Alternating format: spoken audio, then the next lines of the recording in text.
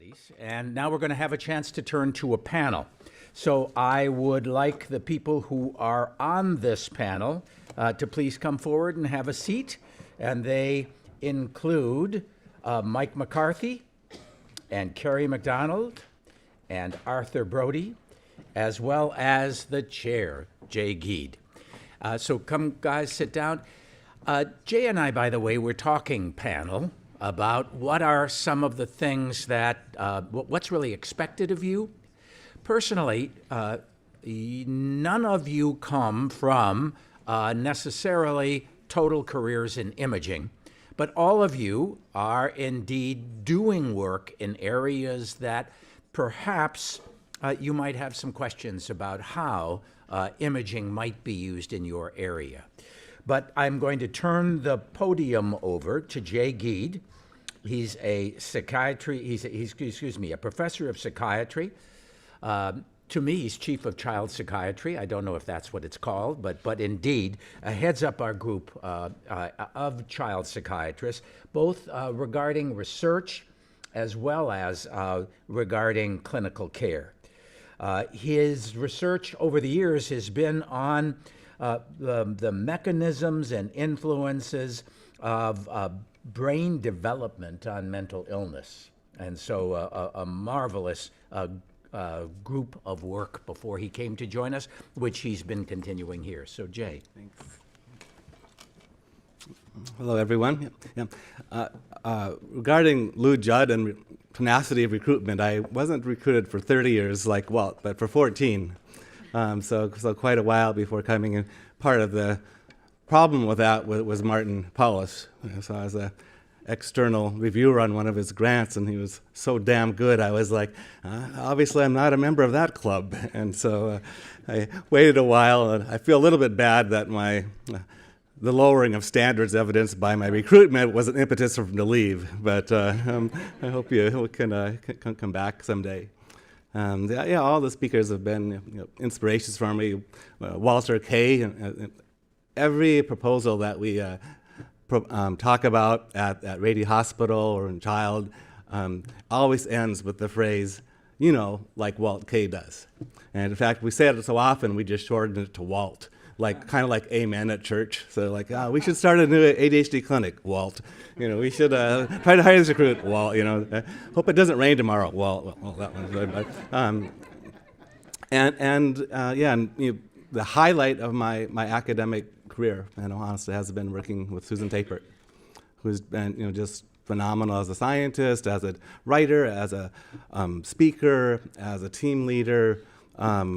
Friend, person. It's just it's been the best experience that I've had as a scientist. And I figured out her trick, because there's actually two of her. If you go online, she's actually giving a lecture across campus at this very minute.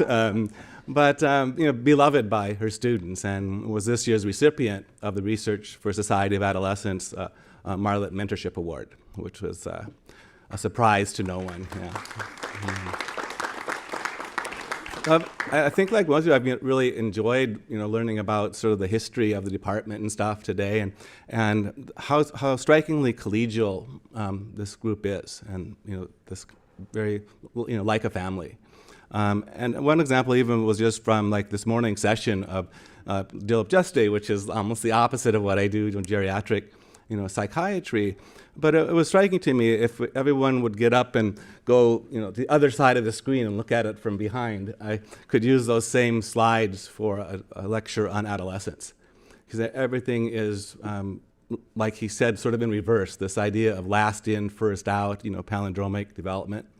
So his graph of your physical health going down and your mental health going up in aging is almost perfectly paralleled in adolescence, where physically you're at your absolute peak in terms of strength, tolerance to heat and cold, resistance to cancer, illness, everything you can think of, and morbidity and mortality go up 300%. And all the top 10 related to behavior, decision-making type of components. His neurocircuitry of wisdom is almost identical to the neurocircuitry of late maturing adolescent brain. the traits that he listed as being protective and positive are almost the same list as you would say, not absent in teens, but what are the features that are not as good as they're going to get in development. So I think that it may be more than just sort of a curiosity or coincidence that people in this room might have ideas of why that might be so. This sort of related to gene expression, evolutionary forces, or the like. But I did think it was striking. And one of the issues with teenagers is this idea of stereotype threat, popularized by Claude Steele at Stanford at the Whistling Vivaldi, mostly focused on gender and ethnicity. So you have an Asian female taking a math test, and they do better if they indicate their ethnicity and worse if they indicate their gender. But for teens, it's the same way. If you ask teens, what are teens like? They're immoral, irresponsible, drug-crazed slackers, who with acne or something like. Or if they say no, they're cool and they rule, and we can learn more things to have a more positive impact on the community. And I think that what their attitudes are at ages 9 and 10 in the study could be very important in predicting how it works out. So I talked to Dilip at the break as well, like, are you part of this silver tsunami or the golden wave, in terms of to what extent do people's attitudes influence how they fulfill that destiny?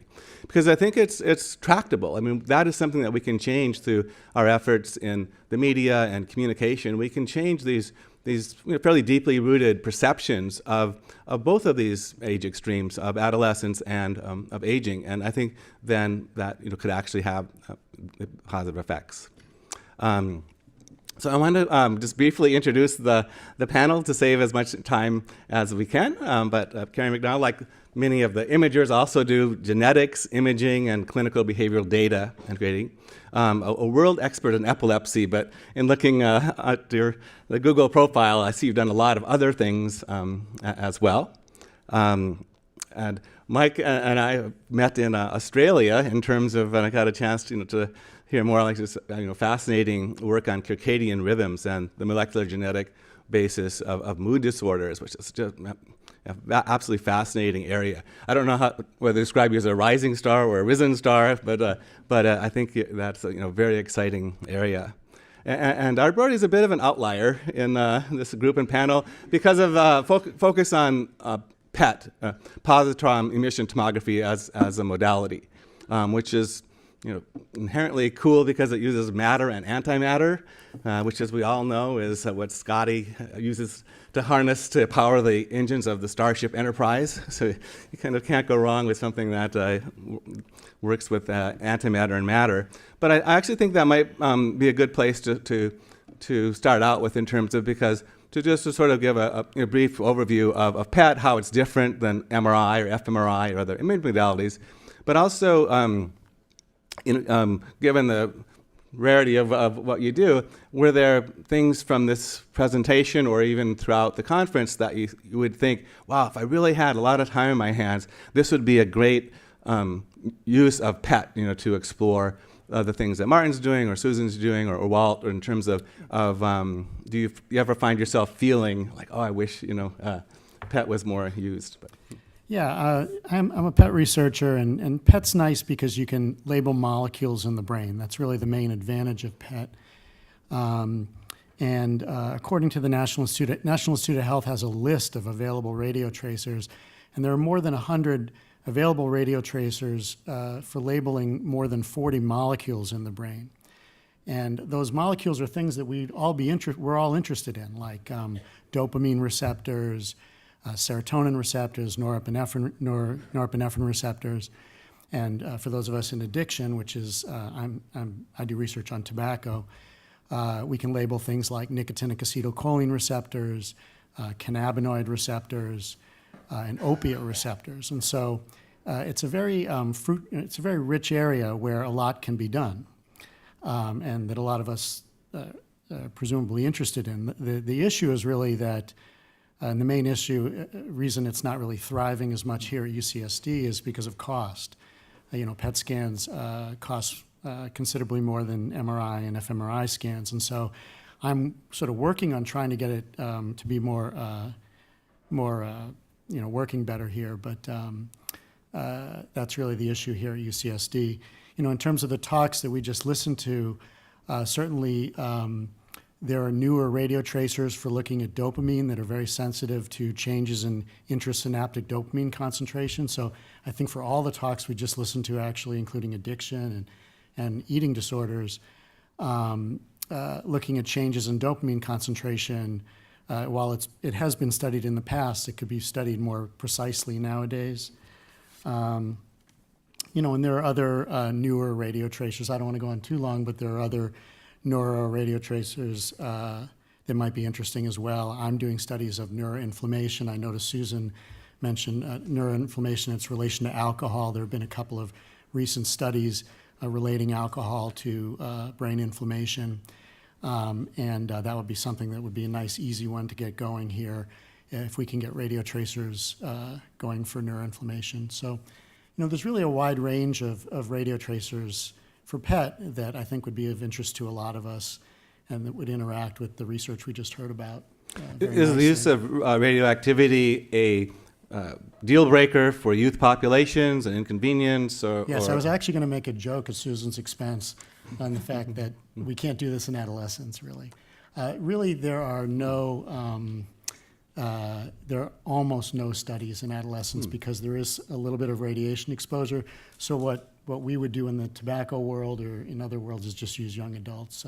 18 is really the cutoff age for where people think it's okay to do PET scanning for research purposes. How close are we to having PET here in terms of and expanding its use for different studies? Well, what's interesting is the PET scanning is every place has a PET scanner. We have a PET scanner at the Moores Cancer Center. And the issue is really the sophisticated radiochemistry that's the expensive part, and that has a lot of regulation. And so therefore, it takes a while to kind of get that going, it's something I think about every day. 50 years. Excuse me? 50 years. 50 years you've been working on it? Well, we've done PET scans here. It's just kind of moving along slowly, but you're making a good point, that it's... And Carrie or Mike, kind of similar, did you find yourself at other times during these presentations think, if they'd only talk to me, or what you do, apply to some of the other ongoing work here? I just found it so amazing, like almost every talk, that there was that kind of feeling of, I should know this person better, and they're like, right next door kind of thing. But with either of your areas of expertise or fields, did you think that there could be collaborative possibilities?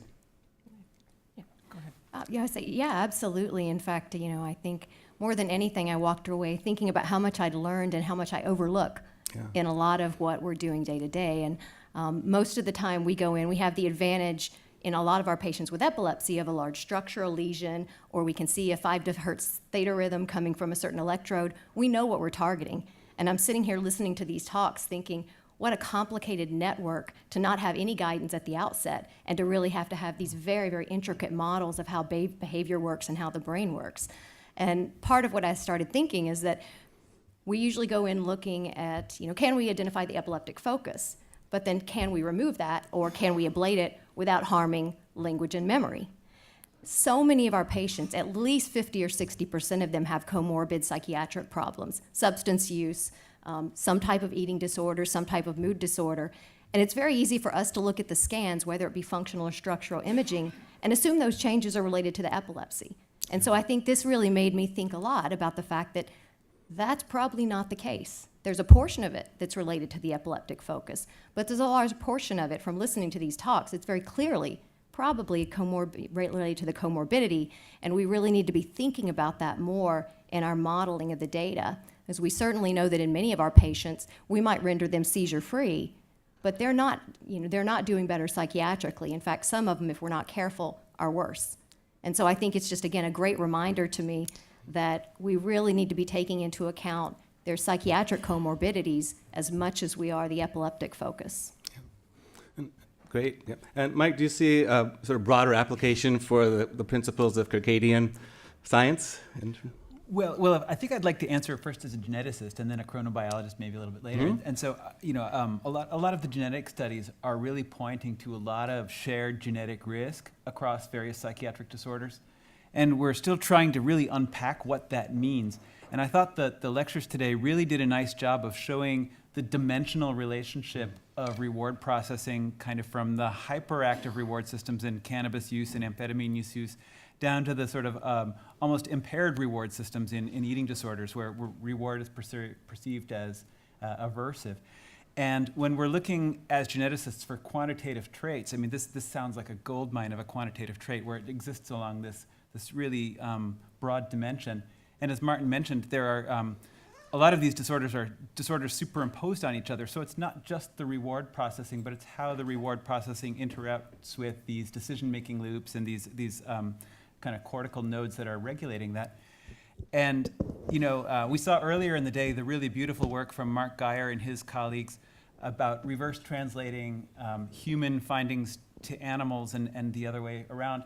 And as a geneticist, it makes me really think like, wow, what a great context to study directly into the human, going from genetic data that has very little context in terms of neuroanatomy or function. And is there a way that we could move this into fMRI studies directly to the human? And previously we had bottlenecks where MRI studies were 15 or 20 people, and you wouldn't have enough genetic diversity in that group to study that. But with 12,000 people in the ABCD study, wow, now you can really start to do some really interesting things directly into the human with neurocircuitry in human beings. And I think that's really exciting. And merging that with maybe molecular studies of what people like Art are doing gets you really into some of the characterization that we really need to do to get this gap between genetics and fMRI really closed. I think it's an exciting time. Yeah, great. Should we open up for questions? Yes, and as we turn over things to the audience, I'm going to start with a question, then I'll turn it away, which is for Walt. Okay, high level of avoidance is the opposite of what one would see in conduct disorder, antisocial personality disorder, or prison time for major crimes. Have you ever seen anyone with anorexia nervosa who gets into conduct problems or who got into very serious problems that got them into... Now, we've got to put aside, some people become anorexic just because they got very heavily into stimulants, and then they go in cycles.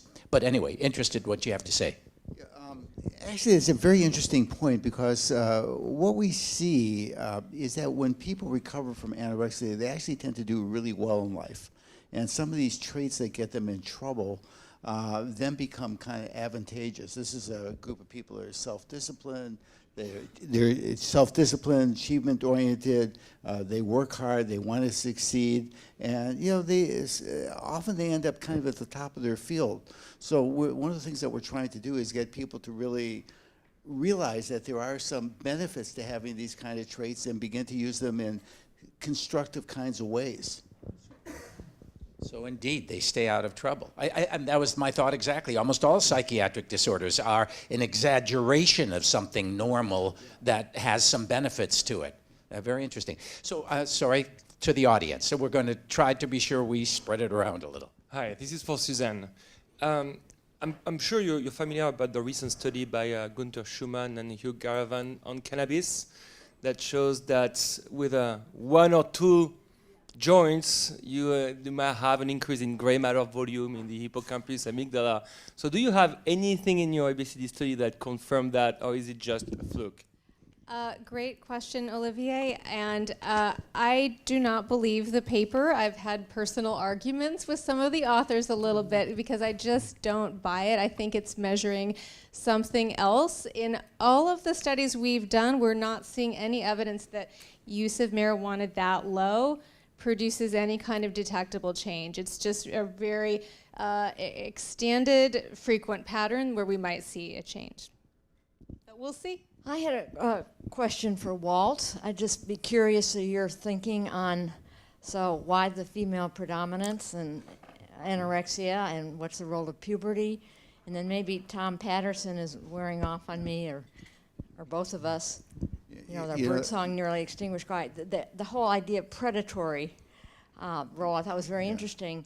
And I'm wondering if that's can also be applied to bulimia. I remember seeing patients at the VA who were victims of military sexual trauma, and they were really fearful of losing weight because they were afraid that that might bring on the trauma again. Yeah, you know, these are good questions with very little data behind them, but I think the field is starting to kind of come around to asking the question about what is it about puberty or brain development that may trigger particularly anorexia. And, you know, we know that female gonadal steroids, you know, have powerful impacts on, for example, striatal function. And my guess is that it's really turning these childhood traits into an illness, but there's really very little data on it. Actually, there's a little bit of data that supports that. A lot of alcoholics say that they don't, that their social development stops when they start drinking, and they feel that it restarts when they get sober. Valiant study at Harvard talked about, I don't know if you're familiar with that, he looked at the various coping mechanisms, defenses that the Harvard cohort in the 50s, and they followed them now, they're my age, they're 60s and 70s, and they used many immature defenses while they were drinking, but their defenses when they became sober became more mature. And they had good, you know, double-blind ways of measuring that. So do you think that there would be a reverse of this, you know, that the white matter would start to grow back again, there'd be more better pruning, you know, which is what's happening here with the gray matter going down and the white matter going up? Yeah, I mean, we're very interested in looking at this reversal of what looks like some of the changes produced by repeated heavy use. In the case of heavy adolescent drinking, we haven't seen as much evidence of reversibility as I would have liked to have seen, just to be able to share that with people, but we do see some, so that's good news. And certainly with cannabis use, we see a fair degree of recovery of some of the cognitive deficits, and looks like a bit of some of the kind of white matter and gray matter abnormalities and activation differences that we've seen. So I think there's good hope. I think the message, the public service message to young people is to try to avoid using heavily in the early age and try to delay that as much as one can. So, wonderful session. Thank you all.